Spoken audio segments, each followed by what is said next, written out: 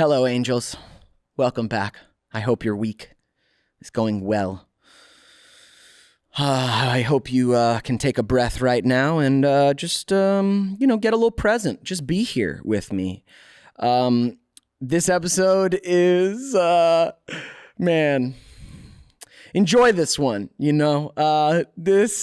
on the pod, I have my friend Hunter March. He's a host, a podcast host, an actor, a handsome fellow, now a stand-up comedian. I've known him for some years, and it was a pleasure to sit down and talk with him today. He is a silly boy, and we make a lot of jokes this episode. Hunter's uncomfortable with vulnerability is what I'm trying to say. Hunter he's uncomfortable with, the sweet spots, the vulnerability, the tenderness that we've all grown accustomed to on this show. So he was a little hesitant, a little defensive to come on. He said he's not going to fall for any of my tricks, which for me is just called having a conversation. I'm not trying to trick anybody. But no, we got into some great stuff. We joke a lot. We talk about the empowerment of working out and the lessons you can learn for your life. We talk about the routines that Hunter was able to put in place that helped stabilize a difficult time in his life and allowed him to kind of pull through it and increase his confidence, capability, all the things. That was actually a really fascinating part of the conversation. And then we also avoid all the vulnerable spots in Hunter's life. Enjoy this talk. He's got a podcast called Friends Without Bends. He's got a new Spotify podcast. He's going to host the new Netflix season of Blown Out. Did he say it was called? It's a glass blowing show. I should have looked it up before I did this intro. It's okay. Get to know and love, just like I do, Hunter March. It's fire. All right. Let's make a podcast, Hunter. That's why I drove 45 minutes. My man, I know. We're both on the west side. This studio, it's always a drive. It was worth it. Thank you. Why don't you just record you can record at my house. I have the full setup. Well, what the hell? Producers? Rami? We're coming to your house tomorrow. Okay. You're welcome to. Hunter March, it's great to see you. It's been a minute. It's nice to see you too. For those listening, you can't see, but I'm wearing a very stylish jacket from probably the late 80s, early 90s, reversible snow jacket. I don't even know. Windbreaker. Columbia. It's just, it's thick. It's thick, yeah. And I'm sweating in it. But I borrowed this from Hunter about 2 years ago, and I'm just giving it back. This is, by the way, I'm going to leave after this. This is why I came, was for the jacket. Yeah, I've held it hostage for a couple years. I'm sweating so much I can't wear this on the pod. It's like you just didn't want... Now I have a sweaty jacket for the joke, enjoy but it's okay. It. Enjoy it. No, yeah, thank just you. tuck that away there. Yeah, it's nice. No, I'm a fresh boy. Yeah, you smell good. Yeah, Thanks for coming, man. It's been a minute. I know. It has been a while. How are you? I'm really good. Yeah? Really good. I like that. I know your podcast is like, it gets deep and stuff, but just so you know, not me. I did that once. I had like one period where like I was doing podcasts and I was like, I'll be vulnerable. No, fuck that. Never again. I'm like, that's not my thing. Before you ask like, oh, what's your fears? Just don't even, okay? I listened to those podcasts and like the couple interviews I did during that time period, I was like, I should be more in touch with my stupid. I'm glad you're addressing this. Right? I didn't want to wait for you to start asking me what my relationship with my father's like. Yeah. So what is your relationship with your father? Really bad. No, it's good. I've met your father. Yeah, he's a great guy. Yeah. No, see, that's the thing. Everything is going to be... Everything's fine. Everything's good, man. Well, great interview, bud. No, I actually assumed that you assumed my goal on this podcast is to like dig into your insides, which it's not. It's not... Well, I'd let you get in my insides, but it's the emotional stuff that's really what I'm worried about. Okay. It's not even that I'm worried about it. I just did it once, and I thought to myself, you know what? And even people like DM me being like, hey, I listened to that podcast where you opened up about this or this, and it really helped me. And I was like, don't care. I am never doing that again. I hope you like jokes, because that's what I'm going to do moving forward. I listened to it back, and I'm like, oh, what do you think? You're fucking Socrates? Shut the fuck up. Dude, I love this. We got reconnected in an acting class, right? I met you. Yeah. You interviewed me when you worked for Awesomeness. Yeah. This is the most LA story ever of two people interacting. No, there's probably more. There's probably more LA stories. I met you interviewing you from the TV show you were on when I was working at a YouTube channel. No, there's more LA stories. There's like we were in that yoga class together, and then I saw you in Tulum. I did coke off your dick. That's the LA What am story. I allowed to say on this podcast? You're literally allowed to say anything. Okay. It's called Growing Up with Devon, and I'm Devon. So all right. there's no rules, man. Okay, fine. So you said listeners, that. buckle up. Yeah. But yes, our LA story, we met, you interviewed me for Awesomeness TV. I sang a cute little song, and we met and said, that's right. Hey, we're both nice boys. And then I didn't see you for many years, and I saw you in an acting class. Now, well, when I interviewed you, there's always this interesting dynamic between the interviewer and the interviewee, where there's an innate power dynamic in that I'm interviewing you. Because here's the thing, everybody interviewing people wishes they were on the other side of the red carpet. We may not have the skills. We may not I'm not a good singer, but I don't do acting, but I could if only someone were to give me the chance. But for me, hosting has been the thing, right? And hosting, most of the time you are, kind of talking to the celebrity in a way. So there was this power dynamic. And then when I saw you in an acting class years later, I was like, back to square one, I guess, big guy. Look at us. Equal playing fields, motherfucker. Huh? I'm not the interviewer now, bitch. Yeah. Looks like we're both trying to get it work. Oh, look, we're both struggling. But it was, it was so nice seeing you in that class. You were the same sweetheart that I remember, so it was lovely. And you were such a nice person when you were an interviewer, and then I saw you in acting class, and I was like, this guy's a fucking asshole. Yeah. You have to be really nice when you interview people. You have to. You have to be fake nice. Yeah. It's an interesting thing because, when I grew up, I wasn't really likable. I was like, really? I see what you're doing. No, I didn't have a lot of friends growing up. And so then I became a TV host, and my mom was like, isn't it weird that you went from, you chose a job that the only qualification is to be likable, but yet when you were growing up, you weren't really likable? I was like, well, who said that? Yeah. What did you say, Mom? I wasn't likable? Yeah. News to me. Was it news to you? No, I had a birthday party nobody showed up to. How old? I see what you're doing. No, I'm genuinely curious. How old were you? Like 7th or 8th grade. Oh, that's tragic. That's tragic. That also just surprises me because you're like it's not so bad. It surprises me because you're like a very likable individual. So. Now I am, because I had to learn. I went through a lot of trial and error of trying to make people laugh, and then offending certain people, or just annoying a lot of people, and then learning what all the boundaries were. So now when I do comedy or hosting, I can go right up to the edge almost every time, and I know the edge so well. I have towed the edge for the majority of my life. And for the first half of my life, I was just jumping straight over the edge. And people were like, I'm not going to his birthday party. Totally. He's over the line. I also checked the invite, and the address that I wrote on the invite was right. Okay. Okay, you really teed me up there. I thought you were going to say it was wrong, and that was why. No, it's because they didn't like you. Okay. Yeah. We did live far from the school. Okay. It was like a 3-minute walk. Where'd you grow up? In the school. No, I grew up in the Valley, Los Angeles. Oh, you're a Valley kid. Yeah, I'm a Valley boy. Half the time I was in Northridge with my mother, Porter Ranch, that area. So nice part of the Valley. And then with my dad, we were in the bad side of the Valley. What's the bad side? Canoga Park, Woodland Hills, but next to Triple X, the strip club that you see all the signs in LA for, that was behind our house. We weren't poor, but I will say we did eat the hot dogs at 7-Eleven regularly. So things weren't good.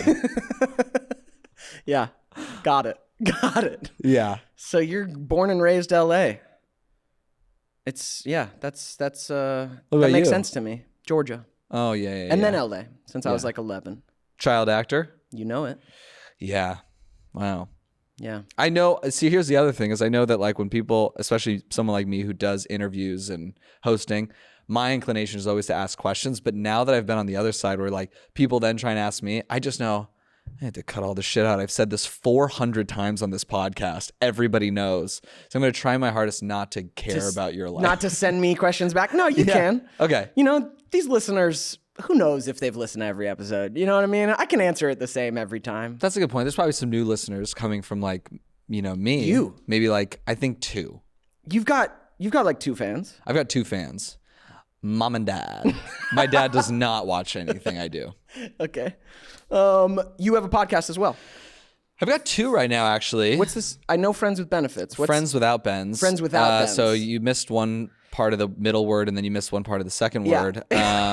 And what do you really? I'm well prepared, man. And then the I'm other a serious podcast host. Yeah, that one is a fun one. That's like a relationship love liney style thing where we take calls, and our tagline's pretty good. It's because we don't want to seem like we know what we're doing. So our tagline is: "You may not come away better, but you will come." I love it. So if you are listening to this and you want to listen to really funny calls from people about their problems and their relationships or their lives, and then me and my really funny co-host Alex, she's incredible. Yeah. We answer that. You can listen to that. It's very amusing. It's super. We actually have a great time doing it. It's one of those projects where I'm losing money every week and I still do it. I love that. True passion project. There is we haven't made a dime. Fire. Yeah. Good Everything's job. on Good fire. job, is what dude. it feels You're like. super successful. Yeah. And then the other one is one I just kind of got announced this week. It's called Pitch Perfect. Or no, it's called The Perfect Pitch. And it's about like the world of audio advertising. And I'm hosting this like kind of like Shark Tank style show where like big brands come in, like a CMO of Indeed or Athletic Greens, and they say, hey, this is what we're looking for. And then these 2 teams of audio engineers and sound designers come in and try and make the perfect ad. And so they're competing against each other each episode. And it's just a cool way to look at the things we hear every day in podcasts and on Spotify and everything. And then you hear them and you're like, oh, yeah, how would you make this better? Like, I think we've all heard a bad one and gone, who would want this? Yeah. Or you've heard a good one and went, I want to buy that product. This kind of looks at that. I like that. I mean, we're sponsored by AG1. Are you? Yeah. It's a great brand. I love AG1. I know. I love AG1. Yeah. But that is cool. Like getting the insight into that, because literally it's part of my life now is like making these ads and working with these companies. Cool. You like doing that? Yeah, I love it. I mean, they're paying me right now, so I have to say. Getting paid's cool. But I will say I actually love doing the podcast. It's always really interesting to talk to people who are just really good at what they do. So like even the CMOs of the company, not a lot of people grow up being like, I want to be the chief marketing officer. But to see someone who like is so good at creative endeavors or business or whatever and get to that level of a major company and you get to talk to them and just kind of pepper them with questions. It's really a unique opportunity. Yeah, that's good insight, like just for you personally, even though great. You also make money and it's a podcast. Great. Totally. I get to do, it's fun.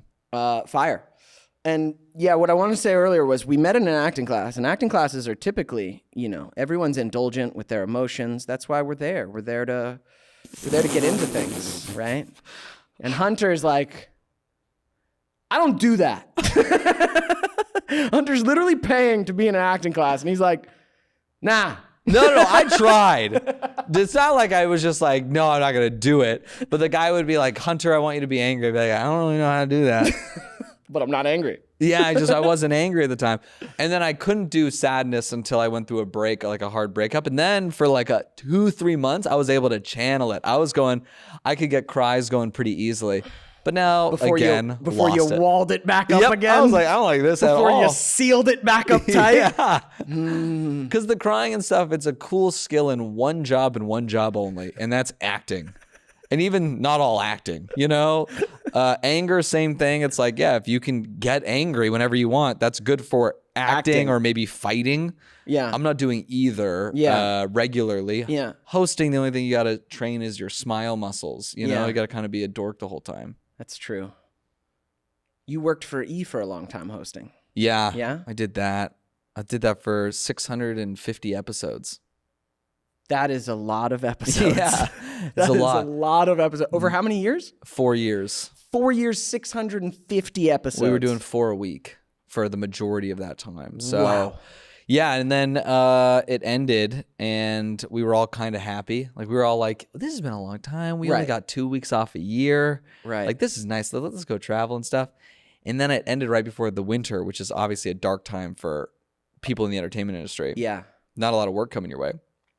And then I was like, this was fun. Now I want to kill myself. I'd like a job, please. Yeah. So that was, but then I got really in shape. I built a lot of habits and routines because I had free time. Okay. And also distracted me from the darkness that was brewing inside my head. Okay. And then I got absolutely yoked compared to what I normally was. I'm still a skinny boy, but No, like you're yoked. I put on some muscle. I've seen your thirst traps. Dude, and, you should and see I my was ass thirsty right now. Will It's you show it so to me? meaty. I'll show you a photo right now. Wait till you see. Okay. I want you to see what my ass looks like before and after these last like. Serve it up here, Papa. Okay. Let me see it, Hunter. So this is even the first one. The darker one is like. Oh. But look at my bubble butt, dude. Yeah, dude. I've got like a little like Polish pancake ass, so I'm a little jealous of the bubble you're working with. Show the producer. So you're doing specific. The one on the left is still big, but the one on the right is me tightening everything up. It's Here, like wait, making on do it on Hunter's camera. It'll be even closer to the camera. Oh yeah, look, Hunter's face and then his bubble ass right here. Yeah. Yeah. So you're doing specific ass exercises? Yeah, I was like the only guy using the single glute kickback. Amazing. Not a lot of dudes using that machine. And I was just going hard at. Well, because I had back surgery last year. Okay. And I needed to avoid ever another back surgery. So strengthening my core and my posterior chain and everything Was important. But now my ass is so big that doctors are saying I might need to get back surgery just to make room for more ass. To carry that dumpy around? Yeah, they said they want to get rid of surgery? like 2 or 3 discs because it looks like it's just crawling up my back. Holy shit. Why'd you get surgery? Did you have an injury or like just a chronic thing? No, I just wanted attention. And I got it. Yeah? Big time. People babied you? Oh, yeah, dude. Well, here, I'll tell you the story because I had a bad disc. And so they were like, you can get surgery. It'd probably fix it, but it's a big decision to make. You know, It's your spine. It's your spine. Yeah. They go in through the front. They move your organs to the side. They scrape out your disc. They going through the front? Yeah, I got a cool little C-section scar that women have not found very relatable, and I thought we would all connect on that. I'm like, I get it. They move my organs too. And they're like, They no, don't dude, care. It's not. It's not the same. Also, I'm 25 and I haven't had a kid. Like, why are you talking to me, Hunter? Also, 25. Not dating women that old. I'm kidding. You're following in the Leo DiCaprio book, I'm huh? 32. The last girl that I was seeing, 27. That's about for the you, right because bud. maturity wise, we're about the same age. There you go. Anyway, so I just got canceled. Anyway, Just now. I got the back surgery, and then the only potential side effect of this particular back surgery that I got was a side effect called retrograde ejaculation. This is true. And so the doctor told me that, and I was like, what did you just say, man? Because it sounded like you said retrograde ejaculation from cutting into my spine. He goes, yeah, there's a nerve that we can accidentally cut, and if we cut it, you would basically not be able to come out of your penis anymore. You would come directly into your own stomach because the thing that directs it out of your urethra would be severed. And I said, what does that mean? He goes, basically you would be good girling yourself for the rest of your life. You'd be drinking it like a good little girl. That's what the doctor said to me. That's not a professional doctor. No, and I said, you can't say that. He goes, what are you going to do about it? Kiss me? And so, no.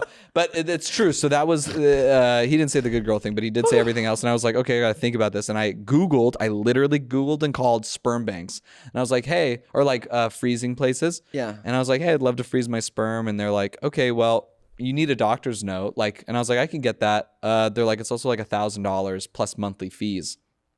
And that's when I remembered I already have a freezer at home. So if you think you got lucky and found some extra toaster strudel icing packets, you didn't. I'm going to be very careful when I'm in your freezer. Yeah. And I found out that they could still get sperm out of your body without, even if this happens, they can still pull it out, kind of like in vitro fertilization. They could get in there, they could find it. They could pull the eggs, they could pull the sperm, everything. Okay. And then I was like, okay, let's do the surgery. It was a 1% to 2% chance that this could happen. And so I did the surgery. And how'd you come out? I woke up when I asked the doctor. I was like, Doc, how'd I do? And he goes, you did really well. And I'm like, no. Can I come? And he's like, we won't know until you come, but we don't recommend you have sex for 4 weeks or masturbate for even like a week or two, because 1, your incision is right above your private parts. 2, you're on opioids. 3, you have nerve blockers in all of your like spine and groin and everything. Woof. We don't even think you'll be able to masturbate if you tried. And I said, did I tell you how to do your job? I don't think. Hey, listen, we all put in our 10,000 hours, man. Hey, bud. And so I went home that day, and it was one of the most painful experiences of my life. It was literally the worst thing I've ever done. It was like trying to pump up a bouncy house with a basketball pump. Like, it never felt like it was going to end. I was sweating.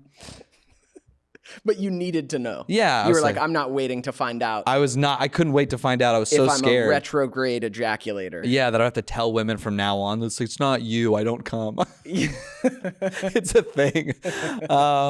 So then. Wouldn't you like to actually say that for once instead of be told it? Totally great. And then I came and I was like, this is amazing. I felt so good. But then I thought I fucked up my back. Like, I was like, oh no, what if I ruined this $150,000? Like, if I didn't have insurance, $150,000 for the surgery. Insane. What if I messed it up? And then I went to get my x-rays done, and like a month later, and the doctor was looking at the x-rays, and I'm like terrified. And the doctor goes, Hunter, will you be honest with me? And I said, yes. He goes, did you masturbate? And I said, I'm so sorry. How could you tell? And he goes, there's cum all over these x-rays. No, my back was fine. I didn't fuck anything up. And I didn't masturbate inside the room. Hunter. Remember how I said I'm not going to get deep with you? Hunter. This is not the conversation I thought we were going to have. But also, I'm not mad at it. Yeah. I'm just playing catch up. Yeah. So that's... Wow. What else do you want to know? That's what's been going on, huh? Good Lord. So now you have a strong back, a thick ass. You can still come. Yeah. Some would say too much. Podcasts are going great. Well, great-ish. You're not making money, but you just did a show I saw on Instagram. I got the coffees. Yeah. You came a little bit? Every time I cough, I come now. There's a side effect of the surgery. Yeah, we got to turn the air on. It's a little toasty in here. Is the air loud? Yeah, a little bit. That's okay. You don't have to turn it on. I brought. You know what? Why don't you just pop that shirt off, Hunter? I brought. Let's just see the abs. You don't want to see pop it off. You know what I'm saying? You don't want to see it. I see it on Instagram. You know what I mean? Damn. Crazy. I've never had visible abs in my life. See, here's the thing. They're under there. Don't look at me and think that like, okay, well, if I do what Hunter did, I've had abs my whole life. I just haven't had muscles ever in my life. So now that's like my whole goal is I don't want to be as skinny as I've been for my entire life. Yeah, you want to put on some. I was very insecure about being skinny. Like my whole life, very insecure about it. And like then women would say, "Oh, you're so skinny," and like think that it wasn't like an insult. It's the same as me walking around and calling someone who's a little overweight, being like, "Oh, you're a little overweight right now, huh?" Like emotionally, for some people, it's the same feeling. Yeah. So then I was like, I'm gonna work out. Yeah. No, I get it. That's like changed my life for the better. Is like consistently working out because I'm a skinny boy by nature too. Yeah. It's like if I don't work out, I don't get fat. I shrink. I like disappear. Yeah. Same. I just shrivel away into a little boy. Yeah, but you're a cute little boy. You with your little haircut on that show. Settle down. Settle down. Did you watch Neds? Yeah, of course. Fire. I watch Neds all the time. It was part of the Saturday rotation or whatever day it came out. Tight. Are you still wanting to act? Yeah. Just not anything with emotion. Well, even with emotion, I think I could do it. Like, listen, get me the part and I will do all the classes I need. Yeah. It's just doing the classes to get the part. That's a lot of betting on myself. Yeah. And I don't really want to do that. Like I walk into a acting audition, I feel like I'm going to shit my pants the entire time. It's like the scariest thing in the world. But a hosting audition or selling a show, I'm like, I walk in being like, this thing's already mine. Guaranteed, no matter what. Yeah. Okay. I get that. That doesn't go away. My like nerves for auditions don't go away, even doing it for like 20 years. Really? Yeah. Then I'm not. Yeah. Then I'm never gonna do it. But here's one thing. I started doing stand up, and I will say it's funny. Our acting class, I'd always been nervous. Even in acting class, you get nerves before you go up and do a scene in front of 15 people you know really well. Yeah. And I went. I was every day. Class was tough, and I was like, all right, I'll do this. And like some scenes I did really well, and I liked acting and everything. But then other days would be like a challenge, and I'd be like, all right, this is a struggle. This is hard. Yeah. But every day I was nervous. And then I went and did stand up for the first time right before one of our classes. And I went to this tiny room with like 7 old people all waiting to go up and do their horrible material. And I did horrible. And it was just a horrible experience. But when I left, it felt like I just got out of like a cold plunge for an hour. Like my body was euphoric in terms of like every bit of adrenaline and every fight or flight drug in my body was at full blast during the thing. Yeah. And then I went to acting class and I had never been more calm. And that's when I realized that there is something scarier than acting class. And I was like, and honestly, that's probably what I need to be doing if it's that scary. Amazing. I love that you're doing that. Stand up frightens me. Like, and I do a lot. I've like performed singing in front of a lot of people, which is super vulnerable, all that. Like, and I get nerves every time. Stand up frightens me. Yeah, it's terrifying. Holding the room, and it's like you sink or swim, and the feedback is immediate. Either they're laughing and there's joy in the room and there's this energy, or you're just like sinking and struggling and it's you. Oof. It's such an intense, and I still get nervous before I do stand up, but I will say there are like levels now where now once I figured out like my first good 5 minutes, I knew that if I ever did 5 minutes again, I could always be okay. Nice. And then I got 10 minutes and I was like, okay, if I ever do 10 minutes, I know I'm okay. Nice. And then now that I have like 10 minutes, I'm like, okay, well now I can start playing because I've established, I've done probably like 20 shows with my good 10 minutes. Awesome. That I know that I'm funny. And so I'm now no longer worrying if I'm funny. You have to prove that. I'm happy. Yeah. I'm happier to go bomb now that I've learned I can do it. Awesome. Also, is this in the shot? Nope. Okay. Nope. Yeah, so that's kind of, excuse me, we're doing a podcast. All right. They stopped. Yeah. That's Hollywood, baby. I love that. I love the art form of stand-up. I've never wanted to do it myself, but I love listening to stand-ups talk. I love hearing about the journey. And they all talk about like, you must bomb. That's part of becoming a stand-up, and you learn so much. And that makes sense that acting class was way less nerve-wracking after that. I think it's kind of like singing in a way where you have a piece you're presenting. Like acting and music are more similar than acting and stand-up because it's like, when you're on stage, you're going to do a thing and the audience is going to just watch and they don't have to react every second. In fact, most scenes are like, in an acting class, 3 minutes, similar to a song. And then at the end, people clap perfunctorily. Is that the word? Yeah. They clap because they kind of have to, no matter what. Yeah. But obviously you can feel the energy sometimes. And you can feel when it's more or less, but they're just sitting there.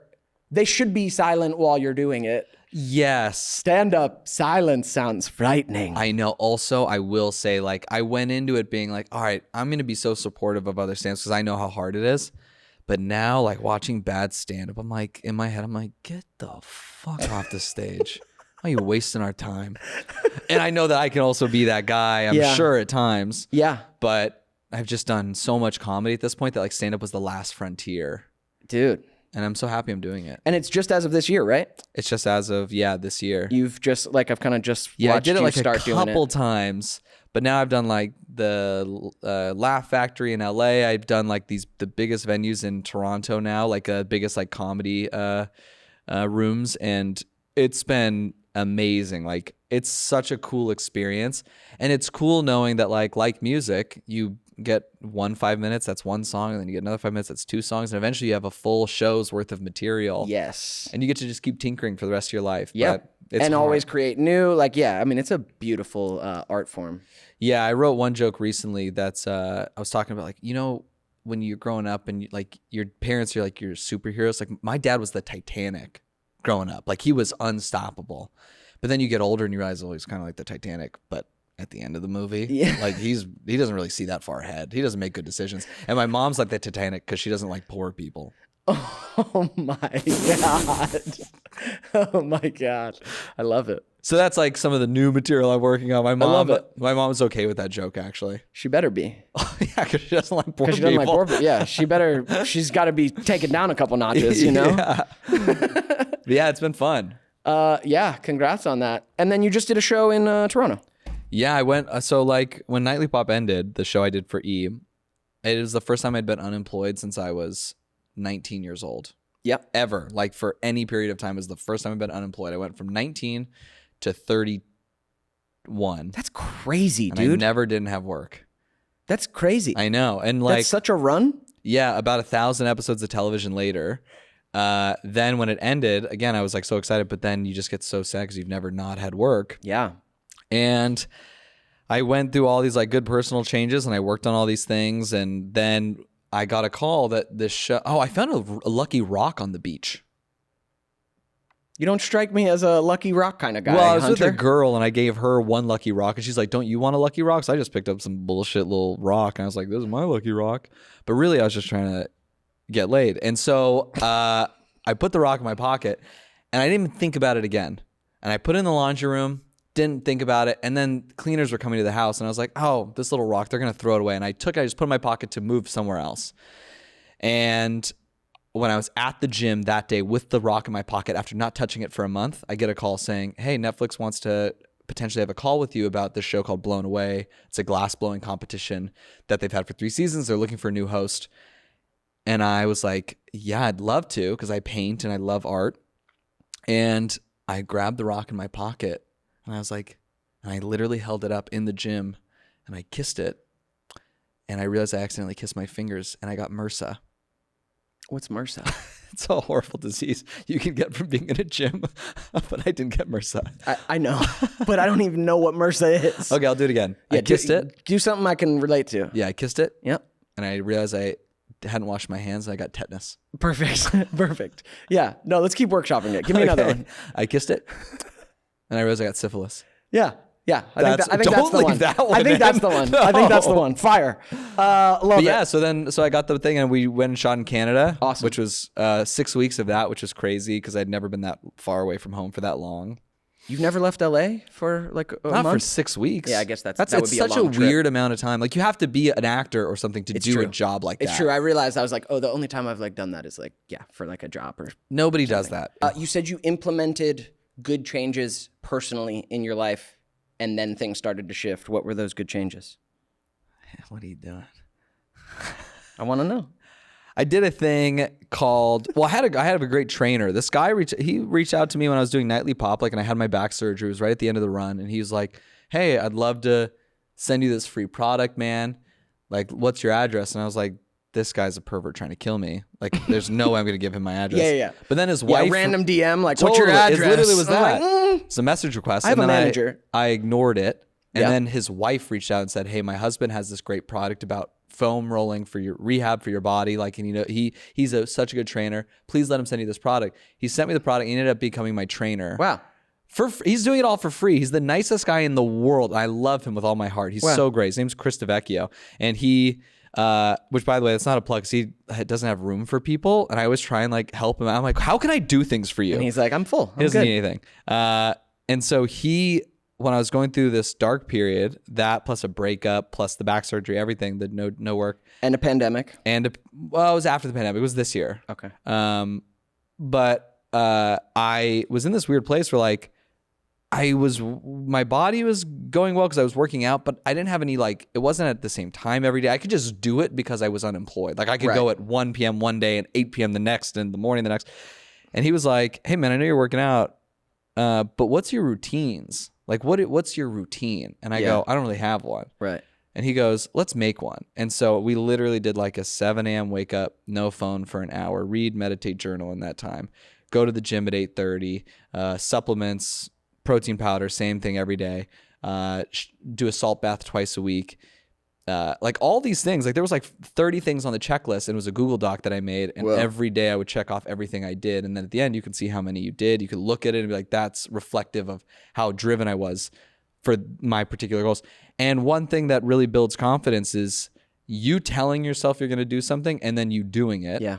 And so a lot of people, like I went overboard because I put 30 things on a list. But if you're at your low and you just put like, hey, 1 minute of silence a day, and you just check it off every day, eventually that'll become easy. And then you do 2 minutes of silence every day. Or you do, hey, I may not eat healthy right now, but I'm going to make sure to eat 1 serving of vegetables a day. That's it. It could be so small. Even if I just have 1 piece of broccoli, eventually that becomes your new norm and you build. And doing that routine changed my life. We called it becoming that motherfucker. So that's what the whole thing was. And I got like 6 friends to join me doing it. Dude. It was great. So you even spread it around. Totally. I love that. I heard like a good definition of confidence one time, and it was along the lines of like confidence is being able to trust yourself. And with that, which is like confidence is I know when I say I'm going to do something, I'm actually going to do it. Yeah. Or at least I'm probably going to do it. Like I'm more likely to do it than not. You'll lack confidence if you always are saying that you want to do things or you're going to do things and you don't. So that's a cool way to start like showing up to yourself. I like that. Totally. There was like, to piggyback on that, if you take it one step further, if you had a friend that told you they were going to meet you for breakfast at 7:30 a.m. Yeah. And then they didn't show up, you'd be like, okay, that's kind of messed up. For sure. But if they did it again the next day, you would not give that friend another chance. You wouldn't trust that friend. It's true. If that's you. Right. And you're telling yourself every day. That's why like some people set these unrealistic goals, and maybe they could be realistic in another time of your life. Right. But right they try now, and go from 0 to 100. Yeah. And there's no need. If the goal is to build confidence and love for yourself, make it easy. Like Start even small. the idea of a salt bath once a week. Yeah. Something that's like self-care that's enjoyable. Yeah. But you do it twice a week. That's all you need. You don't need to go crazy. That's awesome. Yeah. Cause I wouldn't like a 30 thing checklist. Like I'm a little more free flowy than like regimented, but I know for a lot of people kind of blocking out your hours like that and having such a clear routine is just a way to stabilize your life. I love it.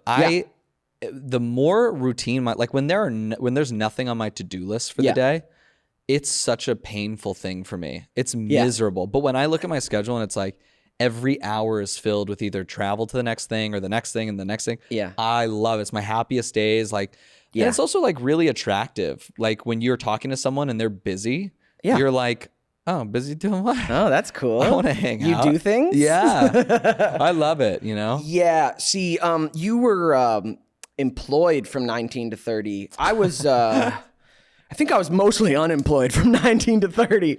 And yeah, that's been an ongoing struggle in my life is when I don't have stuff going on. It's like, yeah, there's always ways I can make myself productive, but it's like non-necessity stuff. Yeah. And my mind is definitely the squirreliest when I just have a ton of free time with no like, I need to show up to this. And for sure, I regiment like, I need to be working out regularly, you know, time for meditation. Like there's certain things that I've added that help. But yes, my mind is the most at ease when like I have a bunch of stuff to do. Like today we're doing some pods. Tomorrow I got pods. Like it's great. It's great. Yeah, the free flowy stuff doesn't work for me. It did, like it's good. You still see results. Yeah.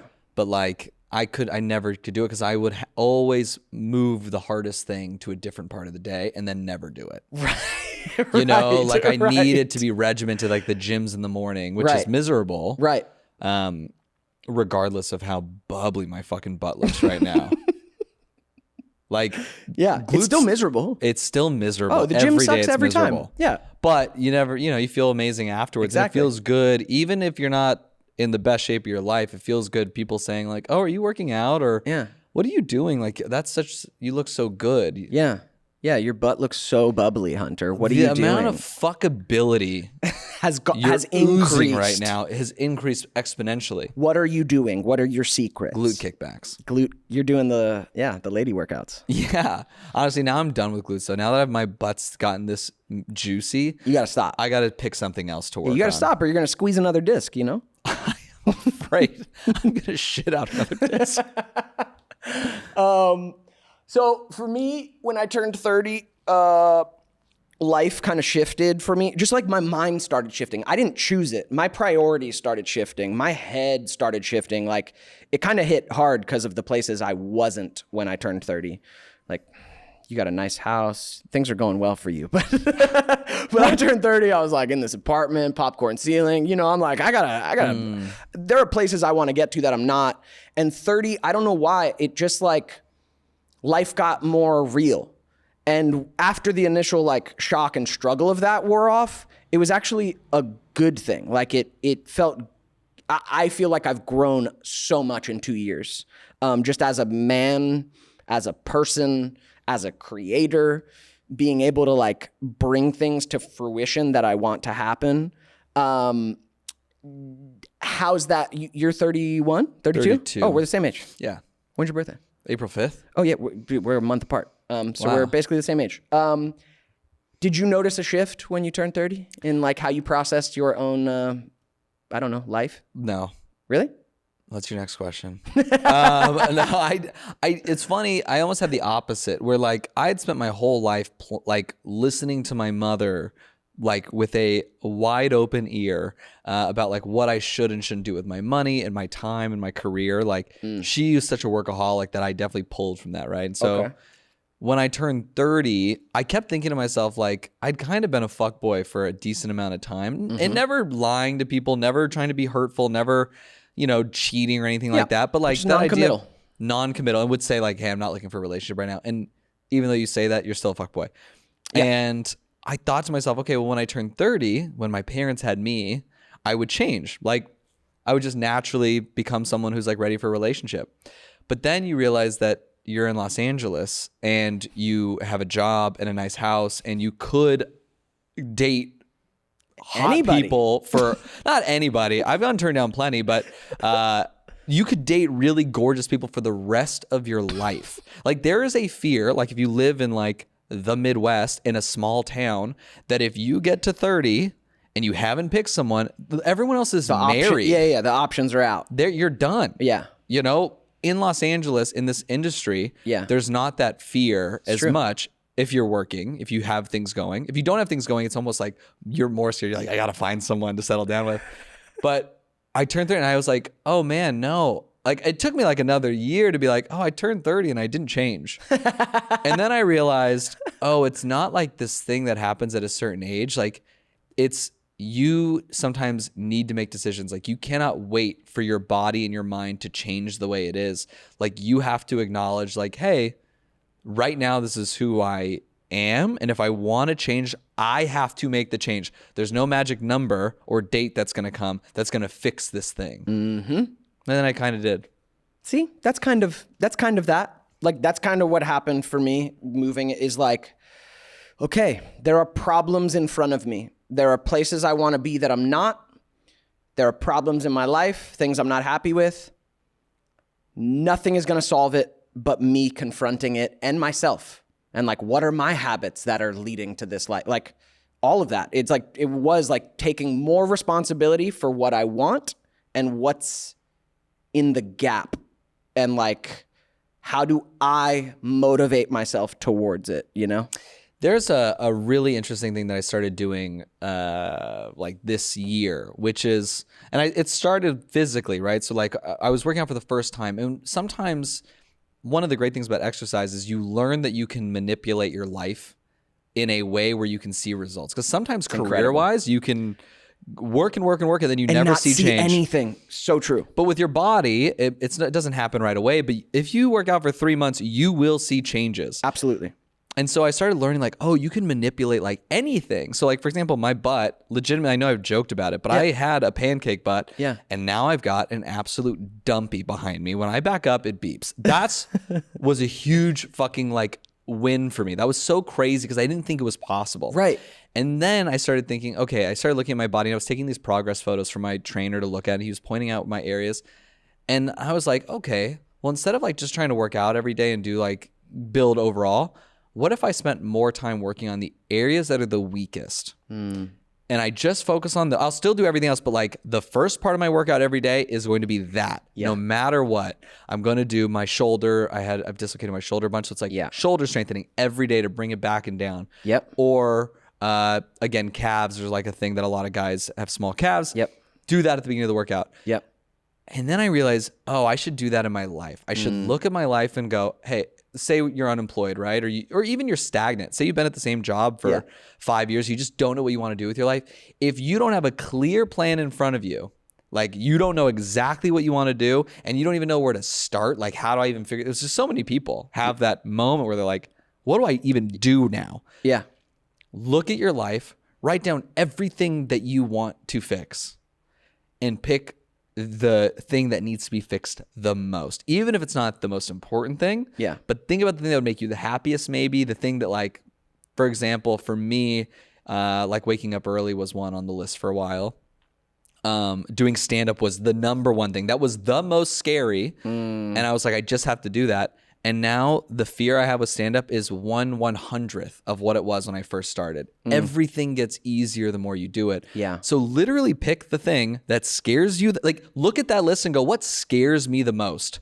And just do it. Don't overcommit and say, well, I'm going to do a world tour of comedy. Yeah. No, go do an open mic. If it's working out, go to buy a dumbbell if you don't even want to go to the gym, right, and do it at your house. Pull up on YouTube a workout that you can do. Get granular with it if you want, and just see results there, and just learn that you are in full control of your entire destiny. Fire, man. I have for sure found that with working out as well. There's something so tangible about it that you can look at a body part and go, I want that to be stronger. And you focus on it for a little while and you see the results.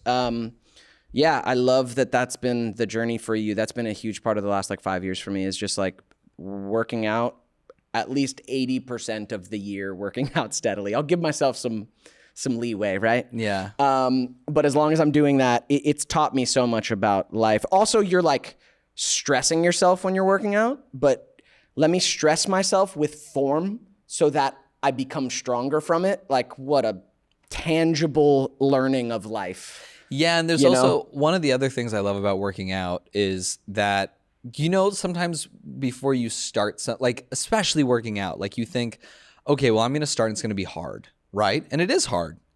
And then you think to yourself, well, I'm barely, like, say it's like a squat and you're squatting 100 pounds. And you're like, this is hard. And then you think to yourself, well, one day I'm going to be squatting 200 pounds if I keep going. Think about how hard that's going to be. And the truth is, it's way easier squatting that 200 pounds when you're ready to squat 200 pounds than it is the 100 pounds at the beginning. So just know that however hard, whatever you're working on is, the more you do it, the easier it will get. Yeah. It's almost the same too. Like it's not like, ideally you're still working just as hard, but there's a comfort, there's a confidence, there's like a joy. Yep. It's only positive things that come from repetition of behaviors you want to increase. Yep. That's the cool thing too with working out, is like you not only see it physically, you see it in the weights. You move up in weights. You're like, oh, I need to lift more weights. Keep track of to your feel work. The same thing. It's amazing. Yeah. You're like, I can see my progress, and that alone to build confidence. No matter what you want your body to look like just working out and feeling progress with that, even if it's just running and you're like, oh, I can run farther. That is such a great foundational, what did someone call it on this pod before? A keystone habit, someone called it. Just like foundational life habit that you can build from. And so that's been yours, building your big fat dumpy.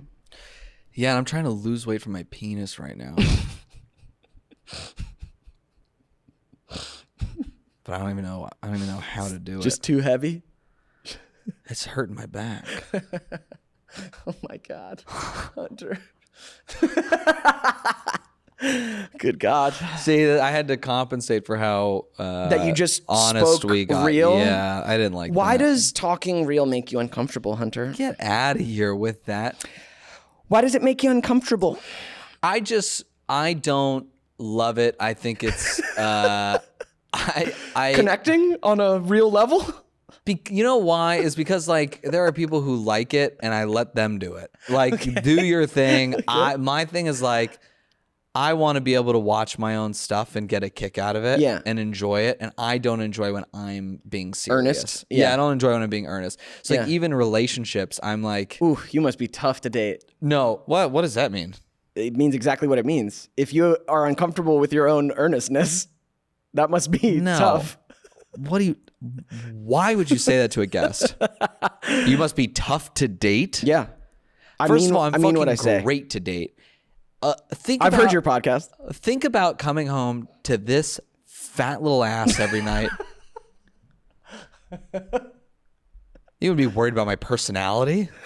Yeah. You'd be nose deep. Oh my God. Anyway, no, in relationships, I'm very earnest. I actually open up, but I do prefer to just joke around most of the time. And I also feel like that makes I think there are people who are earnest to be like all the time. Yeah. Mm-hmm. Yeah. And I'm like, mine, it's like, you're going to get it out of me, but it's going to be reluctant. Yeah. You'll earn it. Yeah. And then you'll respect it. Totally. That's how it feels. No, I love that. And honestly, I'd rather be able to, if I can't joke with someone, we can't be friends. Totally. Like, that's essential. I need that over sometimes. Like, I don't need to get deep with everyone, you know? No, not at all. But you've always been open and honest. Like, when I've hung out with you, you're like open and honest when we're actually hanging, you know? Yeah, I've been vulnerable with you, but that was during my vulnerable time. I did scoop you up in your vulnerable time. A vulnerable time. I scooped you up in my bosom. I said, come here, bud. And if you tell anybody the sadness I was feeling. Hunter has feelings. Shut the fuck up. I don't. Hunter No, feels... No. Yeah. Stop it. Because here's what I've seen him. Oh, I'll beat the fuck out of you. You understand? I'm not that guy. You could try. I'm a calloused, never earnest man. Mm-hmm. All right? Get it? Through your skull. Are you torturing anyone by dating them right now, or you're good? You're single? You're dating. You're dating, but single. You know, yeah. When is this coming out? Couple weeks, maybe. Oh, okay. Oh my God. Yeah. A couple weeks, I should be single. Okay. Good God. No. I'm single. Yeah, cool. Yeah, I was dating. I mean, I'm kind of. I would love to find the one. It'd be so nice. I'd be okay with it. I'm ready to settle down. Yeah. Yeah, for sure. But you got to find it and feel it. And you can't force that shit. And feel it. Yeah, I mean, I'm at this weird point too, where now I'm 32, and it's like I've always wanted kids, but I'm also getting to the point where it's like, could be nice not to have little fuckers. Right. You know, it could be nice to just be able to travel. Right. Because I have a dog right now, and already it's a lot of work. Yeah. If the kid digs in the dirt, like my dog digs in the dirt, I'm gonna be real mad. Yeah. And I'm not an angry man. Yeah. So my anger is just gonna be, why'd you do that? Why are you digging? And I was like, okay, well, you know, maybe the dog wasn't even the right decision, right? You Listen, know, like, guys, I love the dog. I love dogs. I don't get why any of you young people get dogs. Don't get a dog. I don't understand. Why? Don't get a dog. Why? But here's the thing. When you want to you have a 5-hour timeline before you have to get home every day, always? Yep. It's like a little ticking time bomb wherever you go. When you rescue a dog, which I rescued my dog, you have like a 1 month. He has a heart. Yeah. Thank you. You have a 1 month like return policy on the dog because they're like, we want to make sure that that it's a good home. Fits in your home with your family and everything. But what they don't tell you is technically the return policy is forever and the drop off is anywhere.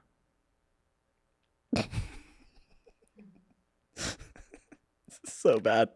No, you love your dog. I've seen your dog. I love my dog. She's very sweet. Yeah, she's sweetie. I hope she doesn't run away, but if she does, I'm not putting up flyers. Yeah. You're just gonna let it go. No. You're just gonna let it go. Her. She's good. She's got a little tag in her you'll track her down. I'll find her. Yeah, that's like a lifestyle shift. I don't know. For now, while you don't have kids, while you don't have a girlfriend, you better be traveling and stuff. We're going to France on Saturday. Tight. I'm going to France in August. Really? Yeah. Extend it. So do it early.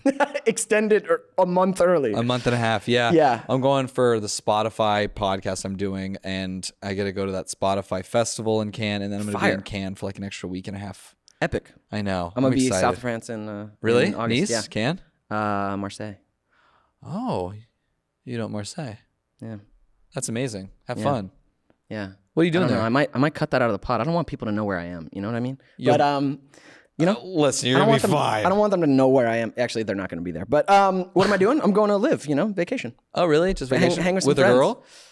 Some friends. Oh, so there's a girl. Oh, you don't want to talk about it. No, like a group of friends. dating? Like, no, I mean, like I'm casual. Actively dating. You know? Yeah. Has the podcast led to some DMs? Like the other one specifically, the one with like the other Ned's two people? pod with all the views. Yeah. No, With all the No, not really. You haven't gotten DMs from a hottie? I don't know. You have. So here's you want something crazy? I got a DM from a pageant queen. Actually, Raimi gets my growing up DMs. So we had an incident. Raimi got sent a DM to our growing up Instagram, but yeah, Of a girl or a guy? a girl. Yeah. Wow. So did you look at it? No, she got it. You know, did you time look bomb. at it? No, time bomb. Up and out. You know. Damn. And then it says that you saw it, Oh yeah. Like, do you want more? and you were like, yes. She sent them. She went like that. She's adorable. Raimi's the best. Yeah, man. that was so And cute. Raimi's fielding my nudes. So if you want Raimi to see, Not my nudes. wow. So all I have to do is send growing up podcast news, and Raimi will get them. Yeah. You can see this dumpy. Yeah, I'm just gonna date for a while. Of course, it'd be cool to like feel a giant impulse to whatever. But for me right now, I want my life to be as dynamic as it is. I want to take a phone call and go film something for 3 months and have that be my entire life. Like, I actually don't want to be in something where there's expectation right now because of what I'm kind of creating and moving through in my life. Yeah. I want it to be dynamic, which is, turns out not great for most partners. They're like, what? You're leaving for months and you're going to be like super occupied mentally, spiritually, emotionally on the project? Like, yeah, that's what I want right now. Yeah. So when that shifts, yeah, I want to be a dad someday. So maybe, I'll The date. kids are the only thing that would put a real wrench into that. But having a partner, I think, especially in LA, there are enough people who kind of understand this that. life. Yeah, that's true. And I think that would be great to find someone who's like, hey, I'm going to be gone for a while. You okay with that? And then be like, yeah, I'm kind of happy. Yeah, go. Yeah. So I don't know. We'll see. We'll see how these next few years play out. I think you're going to find love, I think, probably within this like decade. Thanks. Swear to God. Thanks, man. Yeah. Wow. I had a fortune teller once. It was part of a shoot. Like I don't pay for fortune tellers, but Yeah, it was you don't part strike of it. me as that type of guy. No, it was like a reality show thing, and the fortune teller like looked at my fortune. They looked at the girl's fortune, was like, "You're gonna find love within the next 6 months." And then she was like, "Oh my God, that's like right in time for winter." And then she looked at me and she's like, "You are gonna find success in 3.5 years." And I was like, "What the fuck?" Easy gamble. Easy bet. She was right on the money. Literally, it took me 3.5 years for like my career to take the next step. And it was like Oh. everything happened the month she said it was going to happen. Like I booked Sugar Rush and I had like literally 3.5 years later. Crazy. Or So 2.5 maybe you years. got to open up to fortune tellers. She's a good one. She does like all the celebrities and Oh, stuff. fire. I don't remember Oh, that's her actually rad. I know. It's You crazy. were like 3.5 years. Cool. Yeah, I was like, shut Cool up. fortune. Yeah. And it was came awesome. true. Amazing. Hunter, I love seeing you. Is this the end of it? Yeah. But not quite the end because I need you to, you can answer this however you want. I'm actually frightened for the answer, but we like to end these episodes with a tip for the audience. Just something. Give them a little nugget of wisdom for life. What do you got? What do you got for our listeners? Go fuck yourself. What do you got, man? My little wisdom,